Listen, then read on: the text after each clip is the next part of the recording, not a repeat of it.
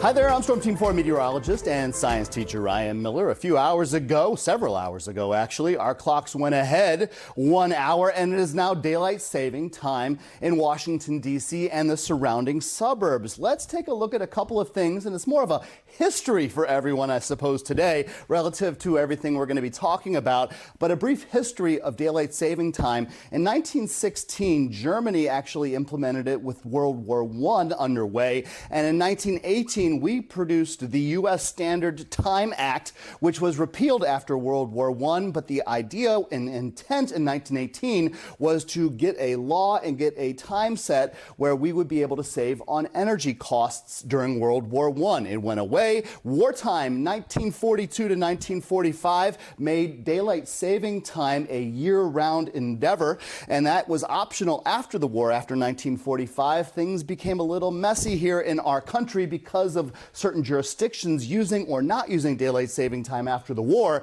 And then in 1966, Congress passed the Uniform Time Act that standardized daylight saving time for most of us here in the country. And in 2007, there was an update, and daylight saving time now begins the second Sunday on every March and ends the first Sunday of every November. But let's take a look at a couple of other things unique to daylight saving time. Arizona does not use daylight saving time. In fact, they do not put their clocks ahead 1 hour.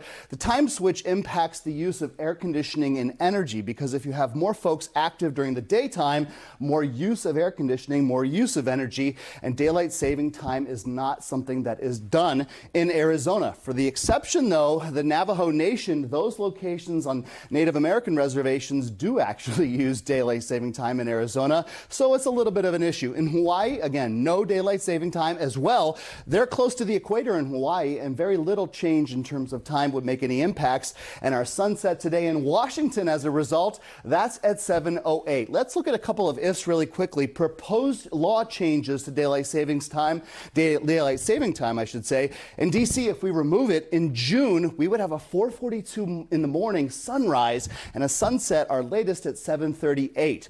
If we kept daylight saving time and made it permanent across the area for the year, we would have a sunrise in January and late December at 8:27. That would be a really late sunrise, but our sunsets would be at 6:57. Some considerations to take into account here. Regardless, our clocks have gone ahead 1 hour, and we will have that later sunset later on today. I'm meteorologist and science teacher Ryan Miller.